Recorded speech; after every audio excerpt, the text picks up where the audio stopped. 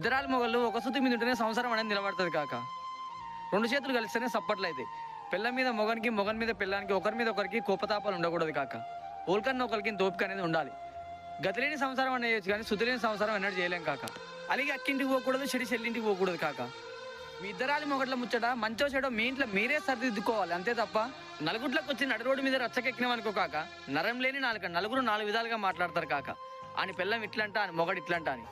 మీరు తప్పు చేసిరా ఒప్పు చేసిరా అనేది మీకెరక, మీ అంతరాత్మకెరక, భగవంతునికి ఎరక కాక. అంతేగాని మీ ఇంట్లోనే మీ అవ్వనో, మీ అయ్యనో, మీ అత్తనో, మీ మావనో పిలిపించుకొని మీ ఇంట్లో మీరే కూర్చొని మీ ఇంట్లో ముచ్చట మీరే సముదాయించుకోవాలి కానీ నలుగుట్లో పడవద్దు కాక.